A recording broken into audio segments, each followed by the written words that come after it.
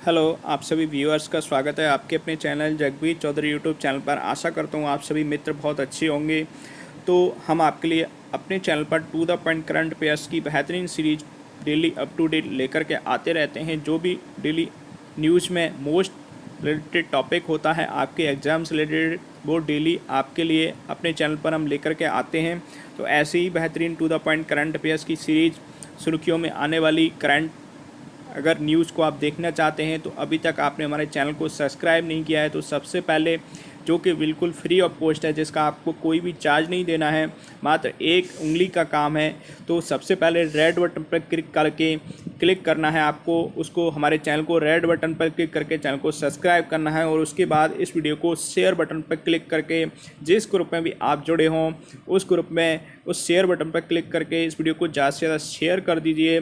इससे हमें भी मोटिवेशन मिलता है और आपके लिए ऐसे ही बेहतरीन वीडियोज़ हम लेकर के आते रहते हैं। तो चलिए स्टार्ट करते हैं अपना टॉपिक। तो देखिए, जैसा कि आप इस फोटो में देख पा रहे होंगे, ये कि क्या है, कंप्यूटर है और एक आपको एक हैकर टाइप का एक ये दिखाई दे रहा है। ये क्या है, एक हैकर है, ठीक है। हैकर आपको दिखाई दे रहा है। तो हैकर्स ये सुर्खियों में इस समय न्यूज़ क्यों बनी हुई है, तो इस समय आपने देखा होगा कोरोना वायरस वैक्सीन को लेकर के काफ़ी शोधकर्ता जो है शोध करने में लगे हुए हैं, वैक्सीन बनाने में लगे हुए हैं। तो उन्हीं की जानकारी को चुराने के लिए हैकर्स कई जगह काम करने में लगे हुए हैं कि इनकी जानकारी को चुरा लिया जाए और इनसे पहले इस तरीके की वैक्सीन हम डिजाइन कर दें। तो ये कुछ कंपनियों के द्वारा यह हो सकता है, कुछ स्पेशल हैकर्स ग्रुप बना करके इसको जो है इस काम के लिए करने में लगे हुए हैं। तो वो कौन सा ग्रुप है जानते हैं। सुर्खियों में साइबर जासूसी समूह। हाल ही में AP-29 समूह अपनी गैरकानूनी साइबर गतिविधियों के कारण सुर्खियों में रहा है। AP-29 ग्रुप को द डक्स कोजी बियर के नाम से भी जाना जा रहा है, यह जाना जाता है इस समय, ठीक है। AP-29 रशियन हैकर्स ग्रुप पर वैक्सीन डाटा चुराने की कोशिश करने का आरोप लगाया जा रहा है, क्योंकि हाल ही में वैक्सीन शोधकर्ताओं के शोध को चुराने की कोशिश की गई है। जैसा कि मैंने अभी आपको हाल ही में बताया, यह ग्रुप रशियन हैकर्स का ग्रुप है।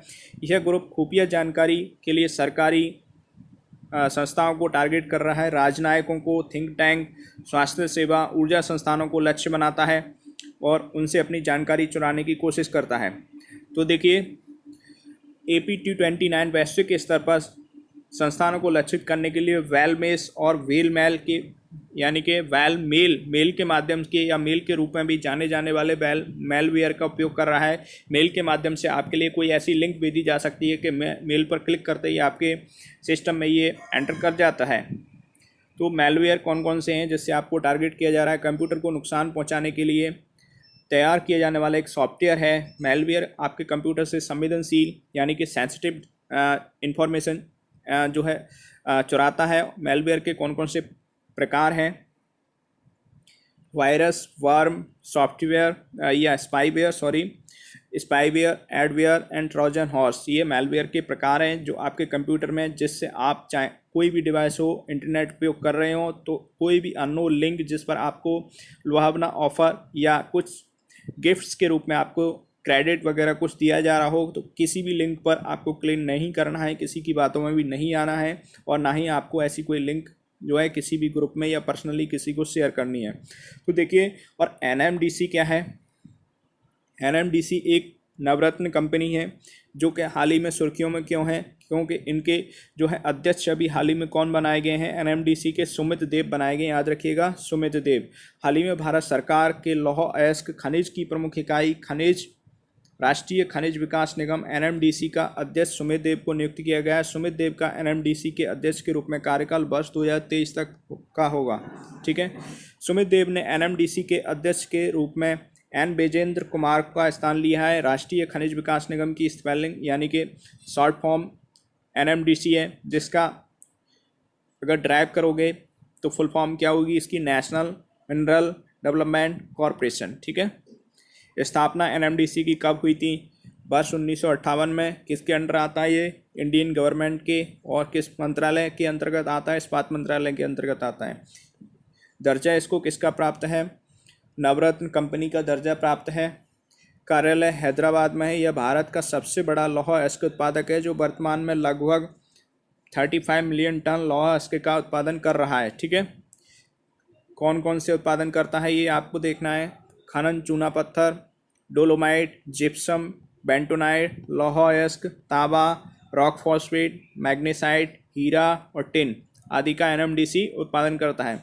उसके बाद देखिए आप फोटो में पहचान रहे होंगे ये कौन से व्यक्ति हैं, आपको लग रहा होगा, पहचान लिया होगा, ठीक है। और तो देखिए लोकमान्य बाल गंगाधर तिलक हैं।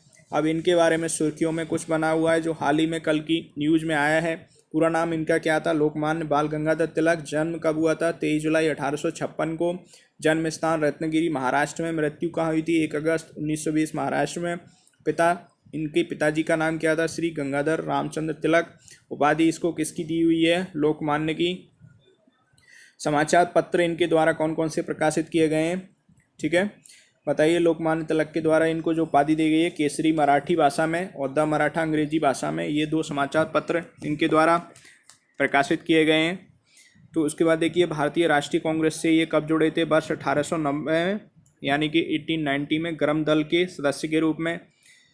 गठन कब हुआ था, इंडियन होम रूल लीग का इन्होंने गठन किया है और डेक्कन एजुकेशन सोसाइटी का भी इन्होंने गठन किया है। इनका नारा क्या रहा है, स्वराज मेरा जन्मसिद्ध अधिकार है और मैं इसे लेकर रहूँगा। भारतीय स्वतंत्रता आंदोलन के अग्रदूत रहे हैं। ब्रिटिश राज के दौरान पूर्ण स्वराज की मांग उठाई गई थी। भारतीय स्वतंत्रता संग्राम के जनक, समाज सुधारक, राष्ट्रीय नेता, भारतीय इतिहास, संस्कृति, हिंदू धर्म, गणित और खगोल के ये विद्वान माने जाते थे या विद्वान थे।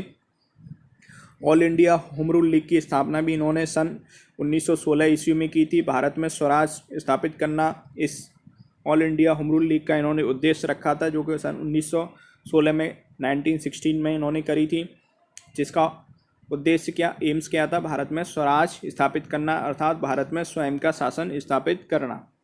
उसके बाद देखिए आप फिगर में देख पा रहे होंगे, ये एक ड्रोन टाइप में आपको दिख रहा है, बिल्कुल ड्रोन ही है। सुर्खियों में क्या रहा है, क्योंकि ये इंडिया का ड्रोन है, खुद को इंडिया ने खुद ही इसको डेवलप किया है, इसलिए सुर्खियों में आया है।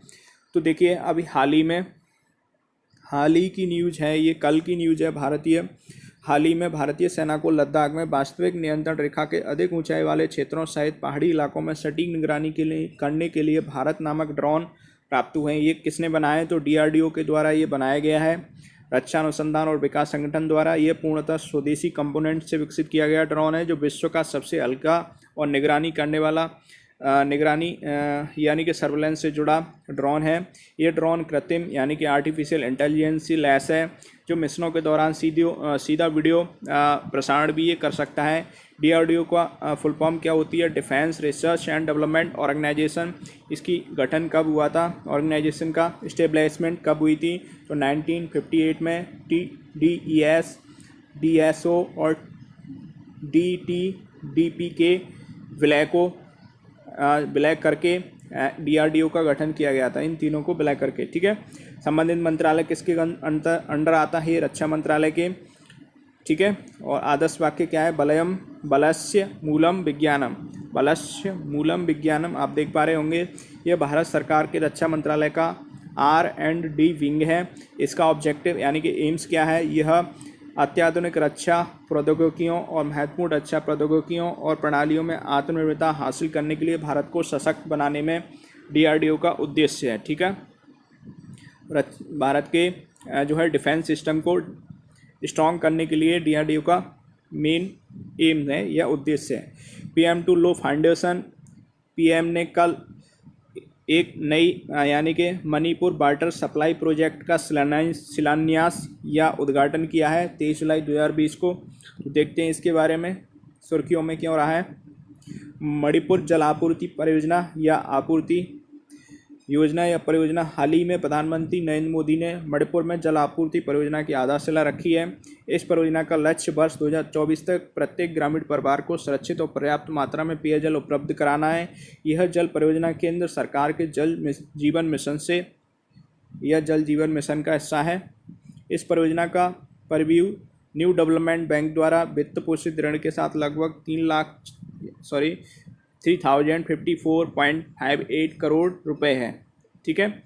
जल जीवन का मिशन क्या है इसका, तो इसका घोषणा 15 अगस्त 2019 को हुई थी। जल जीवन मिशन की जो है घोषणा, और व्यय कितना हुआ है? 3.5 लाख करोड़ रुपए। लक्ष्य क्या है इसका? वर्ष 2024 तक सभी घरों को पाइप के जरिए पानी पहुंचाना। कृषि उपयोग के लिए वर्षा जल संचयन, भूजल पुनर्भरण हेतु ढांचा तैयार करना, ये जल जीवन मिशन का उद्देश्य है। राज्य मणिपुर, राजधानी इम्फाल, मणिपुर की राजधानी इम्फाल। राज्यपाल नजमा हेपतुल्ला, मुख्यमंत्री एन बीरेन सिंह। मणिपुर के विधानमंडल एक सदनीय है, ठीक है। मणिपुर का विधानसभा में सीटें 60 हैं। क्षेत्रफल मणिपुर का कितना है? 22,347 किलोमीटर स्क्वायर, ठीक है। आपने ये मोस्ट इम्पोर्टेंट सुर्खियों में आने वाली करंट अफेयर्स को देखा, जो कि हर किसी एग्ज़ाम के लिए मोस्ट इम्पोर्टेंट है। अगर आपको इसको दोबारा से रिवीजन करना है तो आप दोबारा से भी एक बार वीडियो को रिप्ले करके दोबारा से रिवीजन कर सकते हो, और इस वीडियो को शेयर करना बिल्कुल नहीं भूलिएगा। और ऐसी ही बेहतरीन सीरीज आपके लिए हम लेकर के आते रहते हैं, तो कंटिन्यू देखने के लिए ऐसी ही सीरीज को हमारे चैनल को सबसे पहले सब्सक्राइब जरूर करिएगा, बेल आइकन को प्रेस ज़रूर करिएगा, जिससे आपको नोटिफिकेशन तुरंत मिल जाएगा।